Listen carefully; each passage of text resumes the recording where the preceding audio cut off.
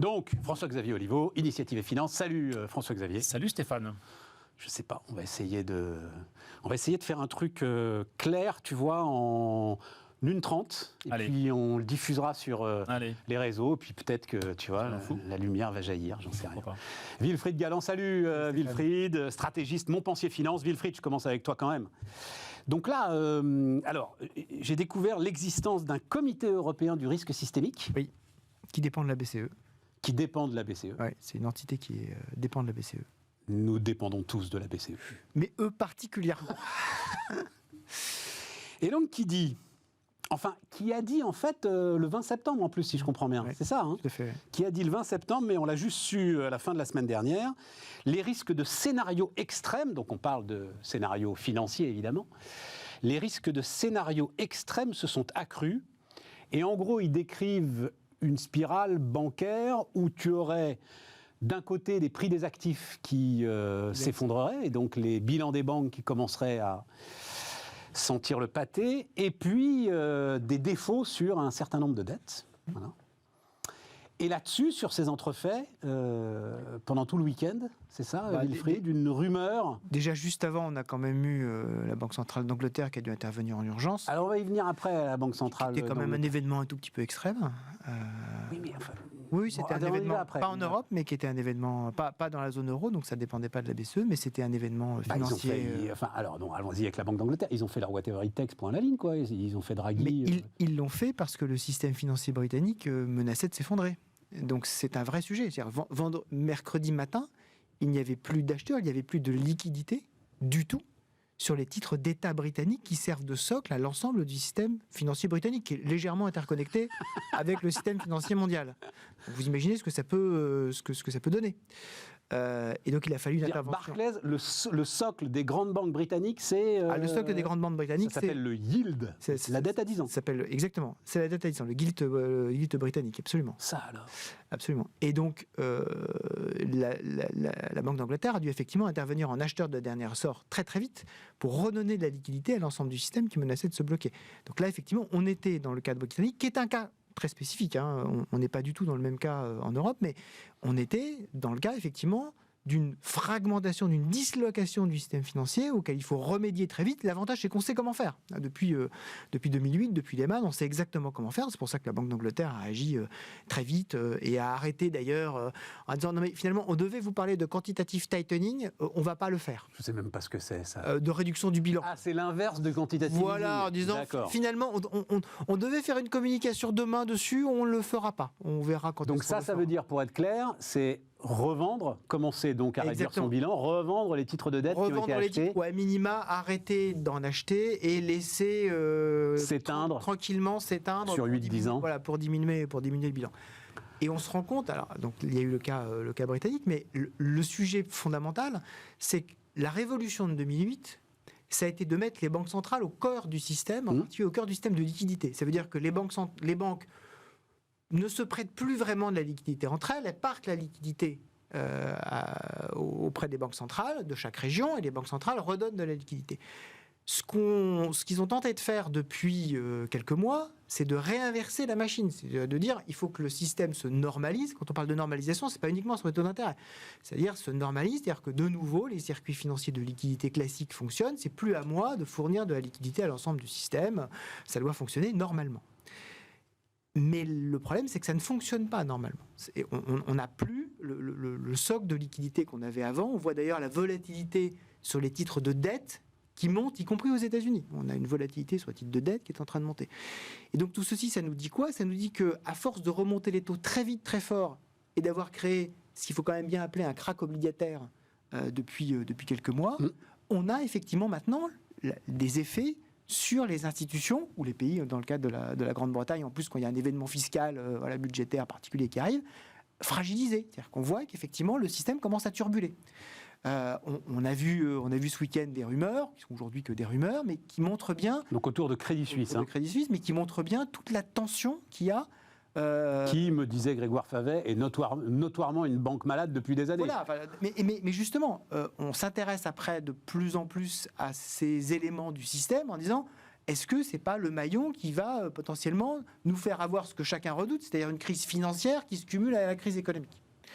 Et donc là, la leçon de tout ça, c'est quoi? C'est qu'il faut très rapidement remettre la fameuse notion de stabilité financière au cœur du discours à la fois des autorités budgétaires et des autorités monétaires pour qu'elles arrivent à trouver l'équilibre entre, oui, effectivement, la normalisation des taux, c'est important, mais la stabilité du système financier sur lequel tout le socle économique est assis, c'est au moins aussi important. Donc il faut arriver à trouver cet équilibre-là. On commence à avoir certaines voix qui commencent à s'élever aux États-Unis depuis 2-3 jours, depuis la fin de la semaine dernière, disant qu'il ne faut quand même pas qu'on aille trop loin. On commence à avoir certains banquiers, Neil Kashkari, qui commence à dire par exemple attention à ne pas surréagir aux indicateurs d'inflation, même un James Bullard qui est... Trop loin, tu veux dire, dans la hausse des taux d'intérêt?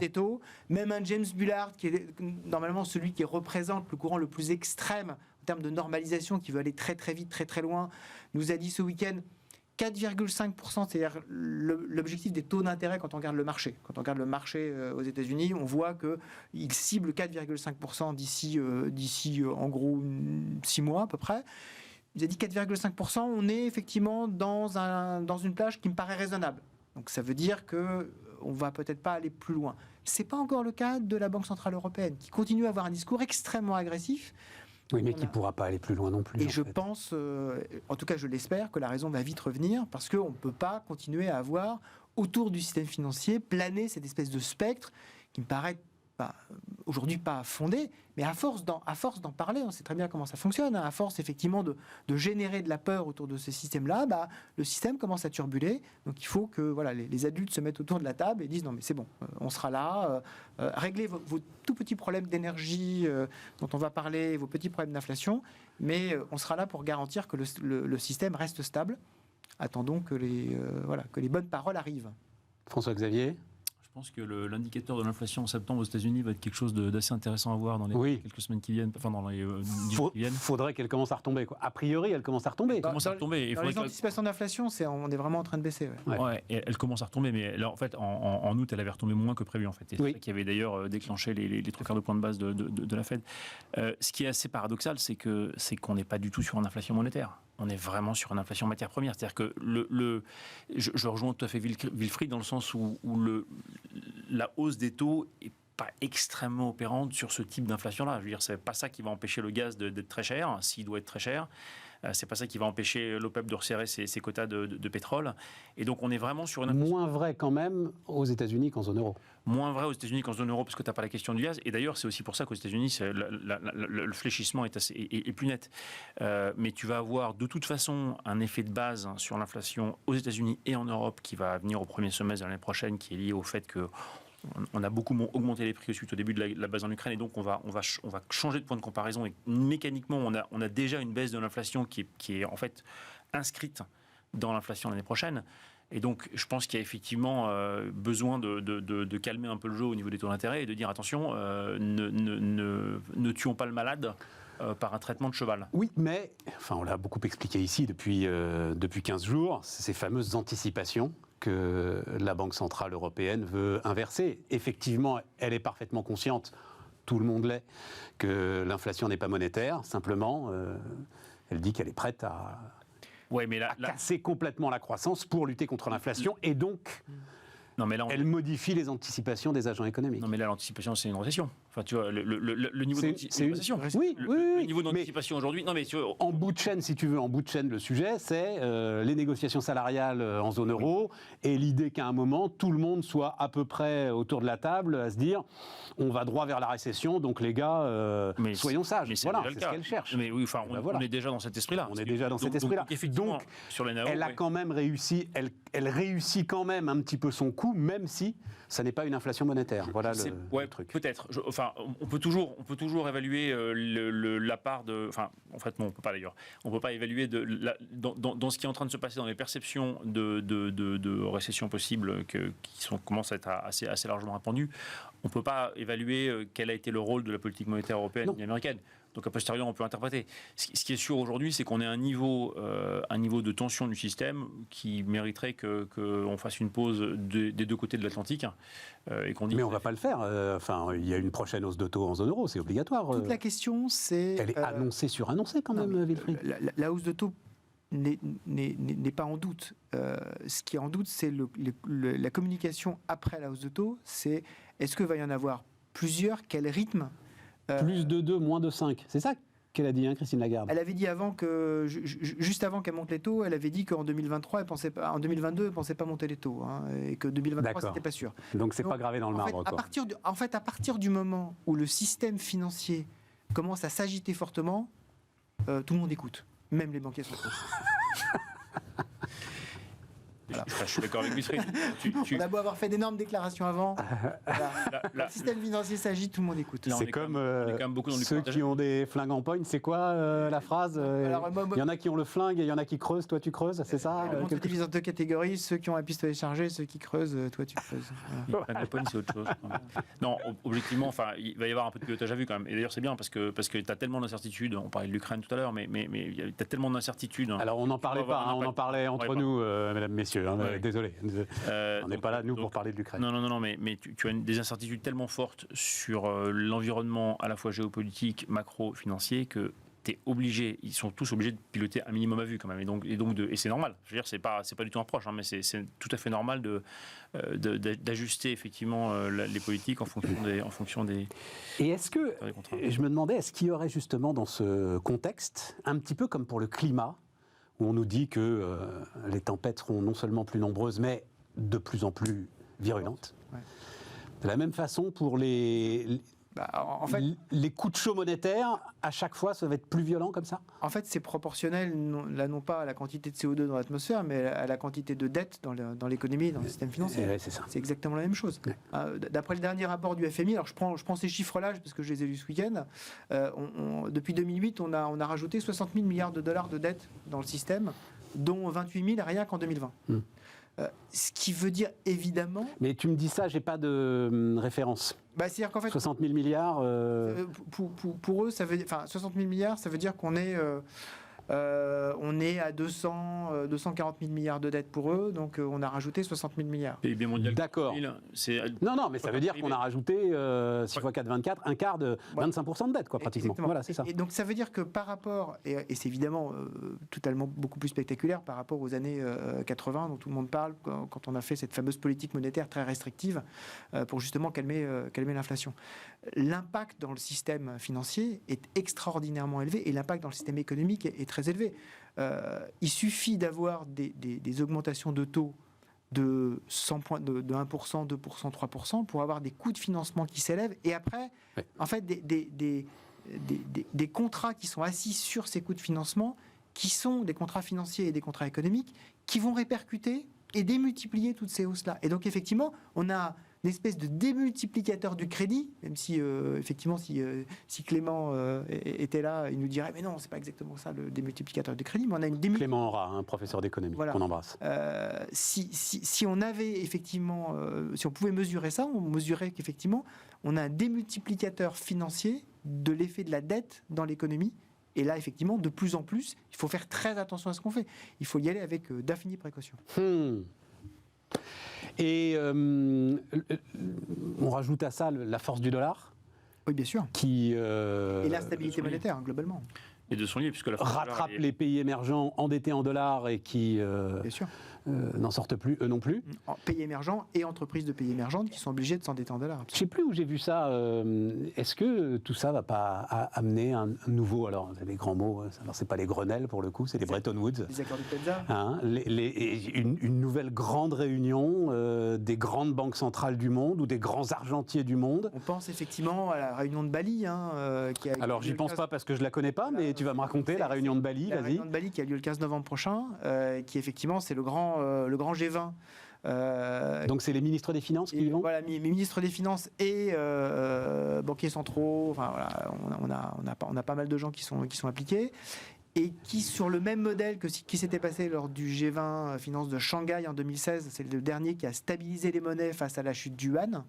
En fait, on pourrait avoir la même chose, qui est préparée d'ailleurs la semaine prochaine dans une réunion préparatoire à Washington entre le 12 et le 13 octobre. J'espère qu'on va peut-être commencer à avoir un certain nombre d'éléments, peut-être de mécanismes qui seraient discutés. Ça prend toujours du temps, ce genre de choses.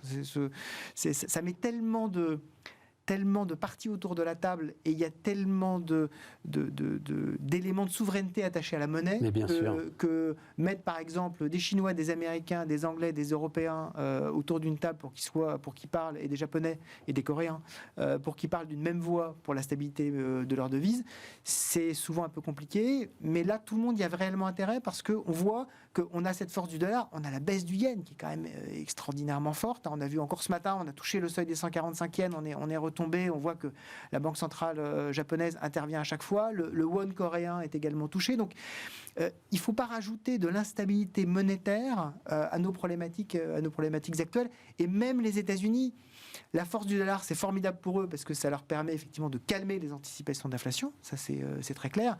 Mais au bout d'un certain temps, on voit qu'il y a un impact dans les résultats d'entreprise, donc dans les marges, donc dans les capacités d'investissement. Il faut quand même faire attention à tout ça. Ah bah bien sûr. On a trop intérêt, même les Américains, à ce que le dollar dépasse 0,95 $ pour un euro, par exemple. En fait, tu disais tout à l'heure qu'on dépendait tous de la BCE. Je pense qu'on dépend tous de la Fed, là. À ce stade, l'économie mondiale, elle est complètement drivée par le fait ou pas que la Fed augmente ses taux d'intérêt. Et c'est ça qui, notamment, apprécie le dollar contre toutes les autres monnaies. Et fait qu'effectivement, tu as une espèce de course à la hausse des taux qui fait que certains peuvent suivre et d'autres ont eu plus de mal. Et effectivement, je pense qu'au niveau européen, on va avoir plus de mal. Oui, en plus, alors ça c'est la grande phrase de Wilfried, à la fin c'est ceux qui ont les porte-avions qui décident. Oui, non, mais quand on rentre dans une phase d'insécurité, t'achètes du dollar, exactement. C'est as good as gold et ça reste as good as gold. Exactement, c'est le principe maintenant que le monde est devenu non sécuritaire. Et Liz Truss... déjà, elle a abandonné sa baisse de taux, sa baisse d'impôt, la tranche de 45%. Ah, j'ai pas vu, c'est ce matin ouais. Ah, je suis passé au travers. Voilà, ce matin, finalement, ils ont dit, non, finalement, c'est peut-être pas une bonne idée. Donc, mais c'est le... Il y a Michael Gove qui est, cheval de retour du Parti conservateur, qui a été ministre je ne sais combien de fois, qui dit « Emprunter de l'argent pour financer des baisses d'impôts, ça n'est pas conservateur. » Il y avait Richie Sunak qui avait fait un peu la même chose dans la campagne effectivement des primaires contre Liz Truss, un peu le même genre de phrase. Ça n'est pas conservateur. Ça montre déjà qu'il y a un impact de la coordination entre le Trésor anglais et la Banque centrale d'Angleterre. Ça veut dire aussi que toutes les réunions qui ont eu lieu depuis la semaine dernière sur la nécessité de stabiliser le système financier, on a eu l'impact du côté monétaire, c'est-à-dire l'intervention de la Banque centrale d'Angleterre, mais là on a aussi un impact, je pense que ça fait partie du deal, l'impact du côté budgétaire en disant à vous également de faire votre part du travail. Tiens, ça me rappelle quelque chose là. Ça rappelle un certain Mario. Ouais, exactement. Moi je suis là pour stabiliser, je vous donne du temps, mais faites également un petit effort de votre côté. Ils feront pas. Ils peuvent pas faire. C'est parfait comme transition, ça va nous amener aux 200 milliards des Allemands. C'est-à-dire même les Allemands. Donc, petite provocation dans le titre que je vous propose, l'Allemagne paiera. C'est la dépense publique. Donc, qui paye pour une énergie dont les coûts vont rester durablement élevés? Et il semble bien que ce soit la dépense publique. En tout cas, l'Allemagne met 200 milliards, sans qu'on ait trop de détails d'ailleurs sur la façon dont ça va être, utilisé. Un an et demi jusqu'à février 2024. Enfin bon, 200 milliards. C'est massif. C'est massif. C'est massif, pour donner une idée. Nous, c'est 50-60 milliards. Ça dépend si on intègre les bidas d'EDF à l'intérieur. 50-60 milliards sur l'année. Donc on va faire 120 milliards à peu près sur 2 ans. Ouais. Ça veut dire que 200 milliards sur un an et demi. Du PIB, c'est 5. Ouais, voilà, c'est ça. À peu près. François-Xavier, donc, explique-nous, condensé, encore une fois, pour qu'on puisse en faire après le truc. L'idée qu'on peut maintenir le signal prix et en même temps aider ceux qui en ont besoin. Et en même temps, absolument. Donc ça devrait être au cœur des préoccupations du gouvernement, puisque c'est du et en même temps. Mais effectivement, l'idée, c'est de dire, si on bloque les prix, si on les baisse trop bas, on ne va pas avoir le signal prix et donc on va continuer à consommer. On va peut-être consommer un peu moins, mais on va continuer à consommer. Or, on a besoin, effectivement, pour des questions d'indépendance, pour des questions de fourniture, on a besoin de baisser la consommation d'électricité et d'énergie. Et donc, le signal prix, pour ça, est la meilleure solution. Mais en même temps, on ne peut pas laisser les gens juste payer plus cher leur énergie. Et donc l'idée, c'est effectivement de dire, mais c'est pas une idée. Enfin, je suis très heureux à chaque fois que je viens ici que tu me l'attribues, mais c'est une idée qui est assez classique en économie, qui est de dire finalement, laissons effectivement les prix augmenter, mais redistribuons aux ménages par tête de pipe, par personne, en disant voilà, pour une personne donnée, vous avez un chèque donné. Et c'est pas un chèque énergie, c'est un chèque tout court. C'est un chèque tout court. C'est-à-dire que c'est justement, il n'est pas donné pour que vous dépensiez en énergie, puisque précisément, on ne veut pas forcément qu'il le dépense en énergie, mais c'est simplement pour maintenir le pouvoir d'achat des ménages. Et ça permet à la fois effectivement de compenser. Ça a des vertus redistributrices, puisque évidemment ceux qui consomment le plus sont aussi ceux qui ont le plus de pouvoir d'achat. Donc effectivement, ça donne quelque part à chacun une espèce de quote-part de chèque qui lui permet de dépenser effectivement en tout cas de maintenir son pouvoir d'achat énergétique. Mais ça pousse à la baisse de la consommation. Tu ne subventionnes pas l'énergie, tu subventionnes les ménages qui en ont besoin. Absolument. Et ceux qui n'en ont pas besoin, d'ailleurs, tu peux tout à fait le distribuer à tout le monde. Tu peux dire, je le distribue, je le fais. Mais tu peux dire que c'est une espèce de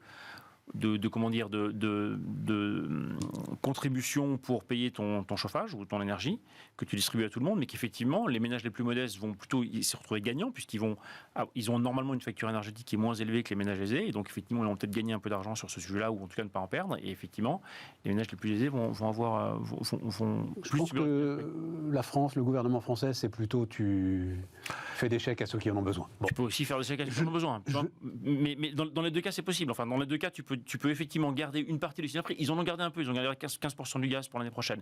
Mais objectivement, ce n'est pas considérable par rapport à la fois à la hausse de gaz et par rapport à la nécessité qu'on a de baisser ces dépenses-là et cette consommation-là. Je ne comprends pas que... Enfin, ça paraît tellement évident. Je pense que c'est une très très bonne solution économique. Je pense que politiquement, c'est extrêmement difficile. Mais même ça, je ne comprends pas, Wilfried. C'est extrêmement difficile pour deux raisons. La première raison, c'est le paradoxe français qui est la défense absolue du pouvoir d'achat qui est présentée comme quasiment un droit constitutionnel et en même temps l'opposition à toute forme d'assistanat. Et donc distribuer des chèques est politiquement assimilé comme une politique d'assistance généralisée. Et donc c'est très compliqué pour un gouvernement de distribuer des chèques aujourd'hui. Le deuxième élément, ça s'appelle les gilets jaunes. C'est-à-dire qu'en fait, il ne faut pas, on ne peut pas, on ne doit pas avoir une politique qui, d'une certaine façon, aboutisse à augmenter le prix de l'énergie. On peut le regretter pour plein de raisons, mais l'augmentation désormais du prix de l'énergie, c'est en dernier recours. C'est quasiment l'arme nucléaire de la politique économique. Ça n'est pas possible parce que le régime... Oui, et puis c'est vrai que les gilets jaunes n'étaient pas dans les catégories socio-professionnelles les plus basses. Exactement. On l'a beaucoup dit. Il ne faut pas oublier... Classe intermédiaire, 2000 € et plus, etc. Le déclenchement, c'est la hausse de la taxe carbone. Très très bonne idée économique. La hausse de la taxe carbone qui fait grimper les prix du gasoil de 15 centimes et qui aboutit au ravage de l'Arc de Triomphe en décembre. Et donc, tout ce qui peut aboutir d'une certaine façon à ça ne sera jamais décidé politiquement parce qu'il y a profondément gravé au fond du cerveau le fait que le danger politique, il est considérable. Mais à ce moment-là, et c'est là où alors je donne raison à François-Xavier alors qu'au début je ne le pensais pas, à ce moment-là, donne le pognon à tout le monde. C'est plus de l'assistanat si tu le donnes à tout le monde. Si on le donne à tout le monde, ça veut dire que l'État fait un chèque, mais si on le donne véritablement à tout le monde, alors il y a des cadeaux riches par rapport aux cadeaux. Donc tu fais un chèque, oui, c'est le fameux chèque à Liliane Bettencourt, quoi. C'est pas possible. Tu fais un chèque. Voilà, on va présenter Bernard Arnault. Depuis Sarkozy. Et voilà. Je suis moins pessimiste que Wilfried en fait sur l'acceptabilité politique. Je pense qu'effectivement c'est une vraie bonne raison pour donner effectivement un montant à tout le monde et un montant qui est finalement, on vous donne, tout le monde a droit à l'éducation gratuite, les riches comme les pauvres, tout le monde a droit à la santé gratuite, tout le monde a droit de se chauffer. Et comme aujourd'hui c'est cher, on donne un chèque à tout le monde pour les aider. Parce que tout le monde paie plus cher, y compris les riches. Et voilà. Donc je pense que le message, politiquement, il ne me semble pas si compliqué que ça. Effectivement, derrière, tu peux le financer en grande partie, parce qu'en fait, en réalité, il faut bien comprendre que dans le mix économique français, tu as, en fait, la part du gaz n'est pas si élevée que ça, et donc, en fait, tu peux parfaitement aller récupérer, c'est d'ailleurs ce qui est prévu au niveau européen, une partie des profits exceptionnels que font les énergies décarbonées en vendant beaucoup plus cher. On les récupère déjà, nous. Non mais d'accord, mais donc... D'ailleurs, le chiffre est impressionnant. Hein. Ouais, mais dans le budget là, pour 2023, c'est 19 milliards qui vont aller chercher grâce aux producteurs, grâce aux éoliennes, etc. Il y a un petit problème avec l'hydro, visiblement. Mais sinon...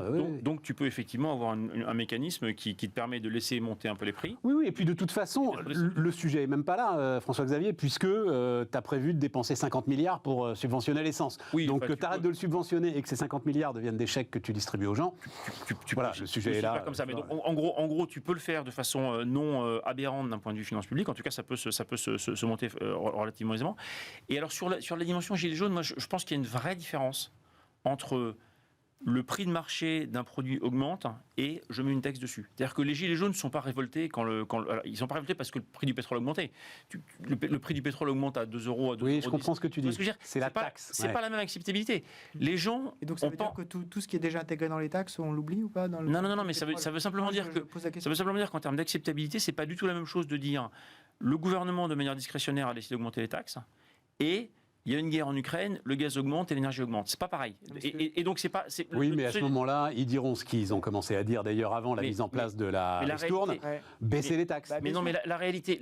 Attends. La réalité aujourd'hui, c'est qu'il y a un curseur qui a été mis à 15% du prix du gaz l'année prochaine. Il aurait pu être mis à 30, il aurait pu être mis à 50, ça aurait été pareil. Tu peux pas. Et de toute façon, tu peux tout à fait mettre en place un bouclier.